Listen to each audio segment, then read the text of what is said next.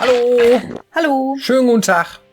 Wir sind die Piranhas, also 2 von denen. Und wir erzählen heute was über Computerspiele und vor allem Frage-Antwort, ne? FAQ, Frequently Asked Questions. Dinge, die ihr uns gefragt habt. Mindestens einmal. Genau. Ja, dann leg mal los. Boah, das ist auch direkt ein Klopper, womit wir reingehen. Oh nein. Also, da fragt jemand, warum gibt es bei Release von Spielen im Allgemeinen so viele verschiedene Unterschiede bei Performance, Speicher und FPS? Wie kommt das eigentlich zustande? Was? Genau. Unterschied zu was? Zu die Spiele untereinander? Ja. Oder? Ach so. Genau. Oh, boah. Also damit müsste man erstmal verstehen, was das überhaupt ist, glaube ich. Performance. Ja, Speicher Ja. und FPS. Also Boah. was macht es eigentlich? Glaube ich, müsste man erstmal klären, um zu sagen, warum ist das ein Unterschied? Okay, also Performance ist erstmal, wie schnell ist das Spiel? Ja? Ruckelt es oder ruckelt es nicht? Wenn es ruckelt, nur irgendwie ein Bild pro Sekunde, dann ist es eine schlechte Performance. Ist es schön flüssig und so, man hat das Gefühl, man ist fast irgendwie realistisch so unterwegs und es ruckelt gar nicht, ja, dann ist es eine gute Performance. So. Speicher ist, ne, so, dann gucken wir uns dann an. Nachladen, Ladebalken. Ist am besten mitten im Satz oder so, ja, das heißt, das ist kein Ruckeln, sondern da fehlte der Speicher, ja, da pausiert das Spiel und muss erstmal nachladen. Oder es läuft weiter, ja, und im Hintergrund plöppen die Dinger rein, so, ne? Das heißt, die Bäume, irgendeine Szene, so, dann ist das Speicher. Das heißt, der Speicher arbeitet, was willst du haben? Den Baum. Aber den Baum 73, gehe ich mal in den Keller, ja, dann geht die Engine in den Keller und guck mal, wo ist die 73, so. Ach, das ist schon wieder eine andere Szene, ja, ja, dann wird der Baum gar nicht dargestellt. Das ist Speicher. Hat mit Performance nichts zu tun. Das heißt, das hat nichts damit zu tun, wie viel Frames, also wie schnell das Spiel rennt. Das sind so die 2 Dinge. Mhm. So. Und jetzt ist die Frage, warum ist das so groß unterschiedlich? Die Spiele sind unterschiedlich. Die Ansprüche an Spielen sind unterschiedlich. Wenn man eine sehr fulminante, hochauflösende Grafik haben möchte, muss man dafür Sorge tragen, dass nicht so viel Dinge gleichzeitig gezeigt werden, damit der Typ, ne, der in den Keller geht, die Sachen rausholt, auch genug Zeit hat, ja, den Speicher damit vollzupacken, damit es dargestellt werden kann. Mhm. Und es darf auch nicht zu viel, sag ich jetzt mal, dargestellt werden, dass der Renderer diese ganzen Sachen erstmal irgendwie darstellen muss und dann aus verschiedenen Winkeln, damit die Performance funktioniert. Das heißt, weniger Daten, weniger, was man darstellen muss, desto besser ist das. Ja, es gibt ja Engines, da funktioniert das alles irgendwie Flugplatz und so weiter. Ja, das stimmt. Wenn man mit dem Grafik von heute das zugrunde legt, stimmt das. Die rennen einfach und die brauchen auch nicht viel Speicher. Aber dann kommt der Anspruch. Die müssen dann auch alle wieder schöner werden, die Spiele. So, ja. Das heißt also, die müssen dann ja auch mindestens so aussehen wie die Render-Szene da bei Avengers oder was, ne? So. Sonst ist das ja alle nix. Sonst ist das ja nicht cool. So. Also, was machen wir Developer dann? Wir wägen ab, wie viel schön wir reinmachen können, wie viel Fidelity wir reinmachen können. Das bedeutet, wie viel unterschiedliche Dinge man da darstellen kann, wie realistisch das Ganze aussieht, ja, wie viel Features, Grafikfeatures man nutzen darf, ja, damit das nicht anfängt zu ruckeln oder zu stocken, weil der Speicher übergefüllt ist oder so, ja. Und es gibt halt unterschiedliche Spiele. Pong braucht nicht viel Ressourcen. Da brauchst du einen Ball und da brauchst du 2 Balken. Ja, fertig, ja. Das ist jetzt, oder Minecraft ist relativ, ne? Nur wenn Minecraft jetzt sehr weit, sehr viel darstellen muss, das heißt die ganzen Klötze auch noch in 15 Kilometer Entfernung korrekt abbilden soll, dann ruckelt auch Minecraft, ja. Und wenn dann auch noch die Texturen, die da drauf sind, noch schön sind und so weiter. Das heißt, warum ist das so? Ja. Es kommt immer darauf an, man möchte immer das bestmögliche Ergebnis. Man möchte immer am schönsten aussehen, man möchte immer am realistischsten aussehen oder irgendwie so cool wie die Konkurrenz, ne? Weil man wird ja verglichen. Und dann guckt man, wie man die Sache dann hinbekommt. Und es gibt auch Spiele, wo viel zu sehen ist und es gibt Spiele, wo wenig zu sehen ist.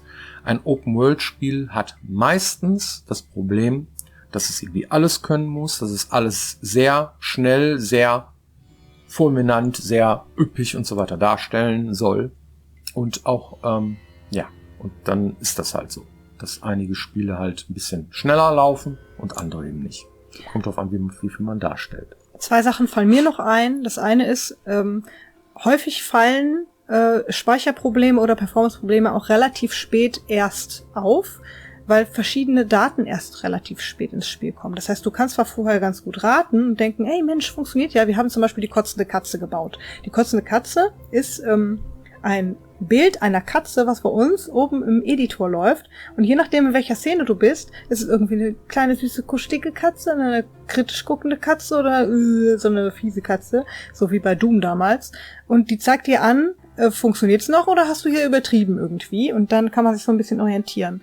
Aber wenn du dann irgendwie deine Szene toll gebaut hast und denkst so, boah, das ist jetzt alles total toll und dann irgendwie mit so und so viel NPCs in derselben Szene hat alles funktioniert und das macht auch noch Spaß irgendwie. Und dann kommt der Kollege und baut seine Effekte da rein. Und dann funktioniert nichts mehr. Solche Sachen muss man natürlich dann im Nachhinein wieder versuchen, irgendwie rauszukriegen. Also das heißt, man versucht dann entweder Daten zu reduzieren oder die Technik zu optimieren oder so, um sowas dann in den Griff zu bekommen. Und last but not least irgendwie, wir können vieles im Vorhinein testen, aber leider nicht alles.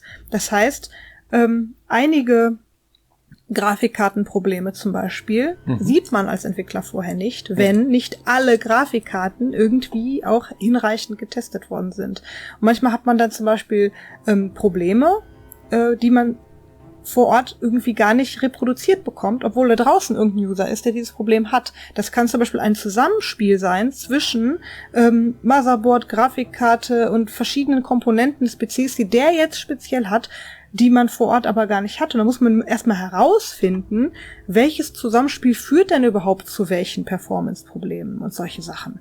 Ja, und wenn man das vorher nicht weiß, dann kann man das natürlich auch schlecht. Und deswegen sind die Entwickler generell immer dabei zu gucken, ja, wo kriege ich denn jetzt meine Informationen her? Wir haben zum Beispiel einen Discord-Server, wo man irgendwie Feedback schicken kann. Und da haben wir immer dazu geschrieben, wenn die Leute Feedback schicken, ist es cool, wenn die dazu schreiben. Was genau benutzt du? Welche Grafikkarte? Welchen PC? Wie alt?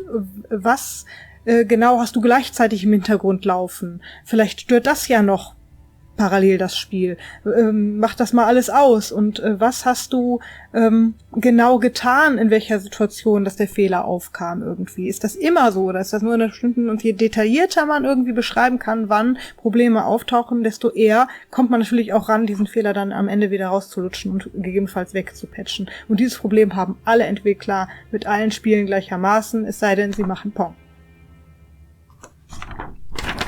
Boah. Erste Frage war schon ein Klopper. Jetzt ja. Gucken wir mal weiter. Boah, das ist auch schon wieder eine Frage. Ich lese sie einfach mal vor, sie ist sehr lang. Ich ahne, was gefragt werden will. Okay. Da steht: Durch euch wissen wir ja bereits, wie so eine Spieleentwicklung vom Reißbrett bis hin zum Release funktioniert. Aber wie ist es denn jetzt eigentlich nach Ablauf des Releases? Man wird sich ja nach einem gewissen Zeitpunkt bestimmt mit seinem Publisher zusammensetzen, über Zahlen, Daten und Fakten austauschen, was gut und was schlecht ankam, was man in Zukunft anders machen kann. Genauso müssen ja bestimmt Patchpläne oder sowas entworfen werden. Ich denke, viele glauben, dass nach der Entwicklung eines Spiels direkt instant am nächsten gewerkelt wird oder auch kurz, wie ist der Ablauf eines Studios ab dem Tag des Releases? Der Tag des Releases ist gar nicht so wichtig, sondern der Tag, wo du sagst, das ist jetzt die Vanilla-Version V1.0. Das liegt weit vor dem Release. Warum ist das so? Weil man vorher zusehen muss, ob das überhaupt auf der Konsole funktioniert, alles, ob es fehlerfrei genug ist, um überhaupt auf den Markt zu kommen. Und das heißt, es wird irgendwo, weiß ich nicht, 1-2 Monate vorher getestet, was da reinkommt. Da musst du auch noch CDs drucken, da musst du, also es gibt ja auch noch da physikalisch dann und so weiter. Das heißt, das ist vorher. Am Tag des Releases sind diese ganzen Dinge, von denen da gesprochen worden sind, schon längst erledigt. Und man würde am Tag des Releases dann warten, ja, was die Menschen da draußen dazu sagen und welche Probleme da noch übrig sind. Aber die Probleme, die sehen wir ja vorher schon. Ja, das heißt, du hast gerade abgegeben und dann siehst du, ach du Scheiße, das und das funktioniert noch nicht. Ja, Gott sei Dank haben wir noch einen Day-One-Patch oder da noch irgendwie und so weiter. Das heißt, das ist immer ein Prozess. Es ist eine Grauzone. Die ganze Zeit über. Und final, hier, das ist jetzt final. Gibt's nicht. Es gibt kein Final. Gibt's nie. Ja. Vielleicht nach irgendwie so und so vielen Jahren. Und selbst da würde man sagen, ja, wenn man da noch mal dran gehen würde, man ist nie fertig. So, man ist nie fertig. Man muss irgendwann sagen, so Griffel weg und man muss sich aufs nächste konzentrieren. Und das funktioniert auch nicht, ja, komplett so, die ganze Firma, die rennt jetzt irgendwie in die Richtung und lässt das weg, sondern es ist immer so ein Prozess, wie viele Menschen an welchem Produkt gerade arbeiten. Mhm. Ja, das heißt also, während man die Vanilla-Version, so nenne ich das jetzt, also die V1.0, die tatsächlich in die Schachtel kommt, ja, um das plakativ zu sagen, die arbeiten jetzt, da arbeiten ja schon vorher Menschen an dem nächsten Titel. Das heißt, irgendwann fange ich an, darüber nachzudenken, was könnten wir denn als nächstes machen. Das ist ein halbes Jahr vor der Vanilla-Version. Mindestens. Dass ich rumrenne und Leute fragen, was möchtest du denn als nächstes machen? Da sitzt der gerade dabei und sagt, ey, wir sind in den letzten Zügen, wir müssen alles fertig machen. Warum fragst du mich das jetzt? Ja, ich muss das jetzt wissen. Jetzt. Ein halbes Jahr vorher. Ja. Und das heißt, das ist so ein Prozess, ja, dass einige Leute blablabla dazukommen und blablabla wieder weniger werden. So. Und die Leute, die patchen, das ist ja nicht das komplette Team, sondern das sind dann auch nur ein paar Leute. Immer, ja. Es gibt ein konkretes Problem, da muss ich konkret eine Person oder vielleicht 5 oder 10 oder so, je nachdem wie viele Probleme da kommen, ja, sich hinsetzen, das machen und dann wieder andere, die das zusammenbauen, dann wieder, ne, also das ist immer so eine Wellenbewegung, so. Und wonach da die Frage ist, wie macht man Patchpläne, wie macht man diese ganzen Dinge? Patchpläne kannst du vergessen. Gibt keine Patchpläne, ja. Es gibt Probleme und die Probleme müssen gelöst werden. Mhm. Dieses ganze Patchen ist eine Ad-Hoc-Geschichte. Das heißt, wie schlimm ist es und wie schnell müssen wir reagieren. So, ja. Funktioniert immer in Zusammenarbeit mit QA. Ja. Ne? Das heißt, wenn zum Beispiel Leute, irgendwie der Discord ist auch hier drunter verlinkt, ja, ne, wenn ihr mal neugierig seid, die erreichen zum Beispiel irgendwas funktioniert nicht. Erstmal haben wir das vorher getestet. Wir haben irgendwie selber testen, dann haben wir eine Gruppe an irgendwie QA-Leuten, die testen und dann kommt irgendwie die große Masse, also die Leute, die das Spiel gekauft haben. Denen fallen natürlich dann nochmal Sachen auf, die hier nicht aufgefallen sind. Und dann sagen die, ja, was ist damit? Reichen das ein und dann guckt im besten Fall die QA, können wir das reproduzieren und explizit dann nochmal aufbereiten. Und dann gibt es so eine Art Tool, mit dem wir das dann bekommen und möglichst dann schon sehen, pass auf, das und das ist der Fehler, er tritt dann und dann auf und dann können wir es hoffentlich dann zeitnah selber reproduzieren und fixen. Das funktioniert mit einer guten Beschreibung immer sehr viel besser. Ja. Und dann schicken wir das wieder zurück an die QA. Die testet dann, ob es tatsächlich gefixt ist und dann kommt's in Patch. Ja. Also, ne? Quasi. Und wird dann wieder auf den Markt geschmissen. Und das funktioniert mit allen Sachen, die irgendwie gerade relevant sind. Und manchmal gibt es so Sachen irgendwie, wenn du anfängst so zu sagen, oh, jetzt ist es aber eigentlich schon ziemlich so, wie ich es mir vorgestellt habe und es sind noch so kleine Fehler, die irgendwie übrig sind, dafür dann nochmal ein Patch zu bauen, der potenziell was anderes wieder kaputt reißt, ist dann immer so eine Frage. Beispielsweise, es ist ein Fehler da, es gibt dafür aber einen Workaround. Und der ist relativ einfach für einen Spieler zu benutzen, so dass er da durchkommt. Und das ist zwar irgendwie, könnte zwar schöner sein, ist jetzt aber nicht irgendwie spielbehindernd. Dann kann man sich überlegen, zu sagen, okay, wenn es nochmal ein Patch gibt, nehme ich es mit, aber dafür mache ich jetzt keinen Patch, weil da mache ich potenziell was Schlimmeres wieder kaputt. Und dann kommt man in so eine Phase, wo man dann vorsichtig ist und dann nochmal sammelt und dann nochmal guckt. Und das bis so Sachen, manche Sachen, die irgendwie schwerwiegend sind, die dauern auch, bis man die gefunden hat. Ne? Und dann passieren so komische Sachen wie, ja, ach so, das tritt nur auf der und der Grafikkarte auf. Das ist uns ja dann krass. Auch nicht immer, sondern nur ab und zu. Und dann musst du erstmal diese blöde Grafikkarte irgendwie besorgen. Und bis du die dann irgendwo eingebaut hast und dann kannst du dann testen und dann kannst du dann gucken, ob es dann wirklich daran gelegen hat und so. Und da geht einfach Zeit ins Land. Und deswegen dauert es auch manchmal länger oder weniger lang, bis Patches auf den Markt kommen und solche Sachen. Das ist halt hochgradig unterschiedlich. Und parallel dazu reden wir natürlich dann auch über die Zukunft des Projektes, was wir dann gleichzeitig wieder auf die Schienen gesetzt haben. Das ist dann so ein bisschen, fährt man eine Zeit lang zweigleisig. Ja. Okay. Das waren jetzt 2 Fragen.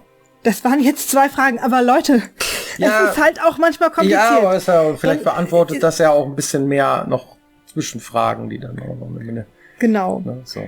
Nehmen wir mal was völlig anderes. Hier fragt jemand eine Frage, die ich habe und die mir noch keiner beantworten konnte. Wofür steht eigentlich Crony? Also C.R.O.N.Y. Crony. Die Grundidee war kleiner Freund, ne? Der kleine R5, der kleine Freund. Crony bedeutet auf Englisch Kumpel oder der kleine, also Freund, ne? Crony, das ist ein Wort. Das ist so wie Kumpel oder Pal, ne? Ist auch so. Ja.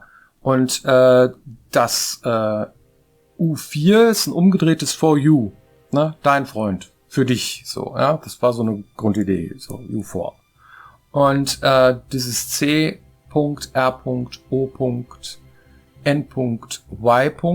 Ja, ist im Grunde nichts anderes als ein Cyber Robot Operator Near You.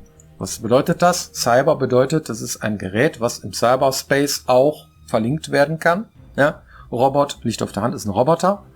Operator bedeutet, dass er deine Arbeit übernimmt. Ja? Das heißt, das ist ein Helferlein, dein Freund, dein Kumpel. Und Near You bedeutet, dass er ein Party-Member ist. Ne? Das heißt, er ist halt einer, der dir folgt. So ist das. Ja. Genau. Ja, wir hoffen, das hat, also ich finde das ja sehr ausführlich beantwortet, die Frage jetzt. Okay. Ja? Ja. Gut. Ja. Das ist auch eine schöne Frage. Mhm. Ich lese mal vor. Ja. Wie ist das, wenn man eine Idee hat und die online zum Beispiel in einem Dev-Blog oder sowas vorstellen möchte? Wie sicher ist das dann? Was sollte man vorher beachten, beziehungsweise welche Schritte sollte man vorher gegangen sein, um eine Spielidee oder das Design, so gut es geht, abzusichern? Boah. Ja, also das Perpetuum mobile oder den Passepartout fürs Spiele machen. Vergiss es. Gibt's nicht. Ja. Das ist wie an einer Börse. Es ist ein Gefühl. Du musst ein Gefühl vermitteln. Ja? Eine coole Spielidee kann interessant sein. Wenn sie zu kompliziert ist, dann sagen die Spieler, hä? Ja, spielen es nicht. Wenn die zu einfach ist, ja, dann sagen die Spieler, ja, ist mir zu trivial. Es muss dann genau verkannte sein, so die Herausforderung muss da sein und so weiter, ja. So. Und das vom Gameplay her. Es gibt aber auch viele Menschen, die möchten sich gerne emotional packen lassen von einer Idee. Das heißt, da muss eine Geschichte hin, da muss irgendwas, warum guckst du? Ich glaube, so war die Frage gar nicht gemeint. Okay. Ich glaube, die Frage war so gemeint, wie kann ich mich absichern, dass meine Spielidee nicht von jemand anders geklaut wird? Geklaut wird? Mhm. Auch gar nicht. Ja, das ist auch so geil. Du gehst zum Publisher, ne? Stell dir mal folgende Situation vor. Du hast ein Konzept entwickelt, ja? Und dann gehst du zum Publisher und dann sagst du ihm, hör mal, ich habe eine total geile Idee für ein Computerspiel. Die sage ich dir aber nicht bevor ich nicht einen Vertrag unterschrieben habe, wo drauf steht, dass ich so und so viele X Kohle kriege von dir und die nächsten 3 Jahre jetzt hier mit dem Team, was ich mir dann selber suche, gefälligst, ja, weil ich habe ja die geile Idee, die erzähle ich dir bloß nicht, weil nämlich dann und so weiter. Dann wird er da sitzen und sagen, der nächste bitte. Mhm. Funktioniert natürlich nicht. Das heißt, eine gute Spielidee ist nur dann gut, wenn sie umgesetzt wird. Ja. Das heißt also, du musst mindestens so etwas wie einen Prototypen oder so von einer geilen Idee haben. Mhm. So. Und das schützt dich nicht davor, dass das kopiert wird in dem Moment. Das ist so. Ja. Wenn nur einer irgendwie die Idee hat, irgendwie, oh, stell mal vor, die Leute, die haben jetzt den und den Trend oder so, ja. Und das sieht irgendeine große Firma und die klaut dir deine Idee, da kannst du gar nichts gegen machen. Das ist so, ne? Das ist so, das muss aber auch den Leuten erstmal überhaupt bewusst werden, dass es eine gute Idee ist. Richtig. So, ja. Und das weißt nur du selber. Erstmal. Und wenn du die selber umsetzt und die dann rausbringst und dann Werbung dafür machst und die Leute emotional kascht, haben die anderen viel zu wenig Zeit dafür, um das mal eben zu kopieren. Ein Jahr später, 2 Jahre später, vielleicht. Aber so intern, das heißt, jemanden das zu verraten und er nimmt deine Idee, klaut die und setzt die um, ist relativ unwahrscheinlich. Immerhin das, ja. Also man kann natürlich so Sachen machen wie Marken schützen, ja. Also du kannst vielleicht für was Besonderes ein Patent anmelden oder schon mal sagen, den Namen, den lasse ich mir schon mal schützen, damit den kein anderer mehr benutzen kann und so Kleinigkeiten. Und die ersten Leute, mit denen du Kontakt aufnehmen kannst, sind vielleicht Leute, denen du tendenziell mehr vertraust, also sagst, das sind vertrauenswürdige Leute oder ich schätze die zumindest so ein, 100% gibt's natürlich nie, dass die professionell arbeiten und die zumindest schon mal einschätzen können, ne, weil wenn du sowas schreibst, wie ich möchte das gerne vorstellen, dann hast du ja wahrscheinlich Fragen dazu, ne? Was andere davon halten, ob das funktionieren kann oder nicht und möchtest gerne einen Profi fragen. Ist das denn so? Und dann nimmst du dir jemanden, der einfach schon etabliert ist, der vertrauenswürdiger ist, als das einfach irgendwo in den Äther zu pusten. Das wäre etwas sicherer als die andere Variante. Und dann, wenn man wirklich das Ding, was weiß ich, in Kickstarter bringt oder announced oder veröffentlichen will oder damit groß Werbung macht, um vielleicht noch einen größeren Publisher davon zu überzeugen, dann müsste man zumindest schon sagen, wenn meine Idee so gut ist, dass ich wirklich Angst habe, dass die jemand klaut, ja, das muss ja auch erstmal so sein, dann mache ich es dann halt auch fertig, ne? Und nicht dann irgendwie 10 Jahre lang dran rumprutschen und sich dann wundern, dass jemand zuerst den Fernseher erfunden hat. In den meisten Fällen ist es so, ja, während alle anderen schon Flachbildschirme haben und du mit dem Röhrenfernseher um die Ecke kommst. Ja, genau. Ne? Ja, stell mal das Altmetall in der Ecke. Also, nein, also in den meisten Fällen ist es so, dass es eine simple Idee nicht ausreicht, ja, um zu sagen, so wenn ich die jemanden verrate, dann kopiert mich jeder. Unwahrscheinlich. Ja? Es ist immer so, wie ist es umgesetzt? Wie fühlt es sich an? Ja, wie kasche ich die Leute damit? Wie sehr überzeuge ich die Menschen davon? Weil gegeben hat es alles schon mal irgendwie, ne, an Ideen. Wenn einer eine ganz frische neue Idee hat, ist es immer eine Kombination aus mehreren Sachen. Meistens. Gibt bestimmt auch irgendwo da draußen die total tolle Idee, aber ich glaube, es ist immer eine komplexe Sache. Ne? Das Spiel mit den Klötze Minecraft ist auch komplex. Ja? Hättest du das jemandem erklärt vorher, hätte derjenige auch gesagt, ja, mit den Klötze, ne? Ja, mach du mal deinen, ich mach was anderes. Ja, also jetzt muss ich auch erstmal dann durchsetzen und so gute Ideen zu haben und so weiter. Ja. Es gibt auch, vielleicht an der Stelle als Hinweis irgendwie, wenn du jetzt zum Beispiel in eine Hochschule gehst und fragst einen Game Design Professor oder eine Professorin, was der oder diejenige davon hält, dann hast du noch mal ein anderes Feedback. Wenn uns jetzt ungefragt irgendwer eine Game Design Idee zuschickt, dann gucken wir die uns nicht mal an. Nein. Das macht man nicht als professioneller Spieleentwickler. Weil du ja auch später den Vorwurf dir nicht anhören möchtest. Das heißt, wenn Leute... Das ist ein Aspekt. Ja. Das ist ein kleiner Aspekt. Der große Aspekt ist, wir haben 1000 Ideen. Tausende. Ja. Und sind, wenn eine neue Idee an uns rangetragen wird, sowieso erstmal so, wissen gar nicht mal, was wir damit anfangen sollen. Ja, so, selbst Leute, die uns irgendwas schicken, damit wir das beurteilen und denen helfen, das können wir gar nicht leisten. Ja. Also ich würde dann eher sagen, geht an eine entsprechende Game Design Hochschule, setzt euch dort mit Profis auseinander, fragt die danach und dann bekommt ihr auch entsprechendes Feedback und pustet es nicht in Äther oder schickt irgendwelche Prospekte an irgendwelche Entwickler, da kommt meistens wenig bei rum. Ja. Ja, abschließend kann ich sagen, so, wer eine gute Idee hatte, hat auch mehr als eine. Das bedeutet, wenn jemand eine tolle Spielidee hat und die auch umgesetzt bekommt, der schafft das auch ein zweites Mal und ein drittes Mal und ist dann ein guter Game Designer. Weil nur eine Idee zu haben, die reicht nicht, um daraus zum Beispiel seinen Lebensunterhalt zu bestreiten. Du musst dann schon dir das aneignen, diese Art von Ideen, diese Kreativität zu erhalten und die dann auch weiterzuführen, auch über viele Jahre hinweg und auch mit Einfluss von außen und Zusammenarbeit mit anderen und so weiter. Erst dann, ja, lohnt sich das überhaupt. Dieses eine Spiel zu haben, was man gemacht hat. Und es gibt Leute, die das dann interessiert. Das ist cool. Aber man hat immer die Frage, was ist dann? Als Game Designer. Alles andere wäre wie ein Sechser im Lotto. Ja. Ne? Das ist halt eine Singularität, die passiert nur so Leuten wie die Minecraft erfinden oder so. Ja, aber auch selbst der hat da sehr lange dran gearbeitet. Okay, hoffentlich beantwortet das eure Fragen und vielen Dank für eure Aufmerksamkeit. Ja. Wir sehen uns dann nächste Woche wieder hier, wenn es heißt Piranha Becken TV. Genau. Macht's gut. Bis dann. Tschüss. Tschüss. Ja, Ideen muss man haben, ne? Nee, man muss Zeit haben, um sie umzusetzen. Ja, also Ideen haben wir eine Menge. Ja.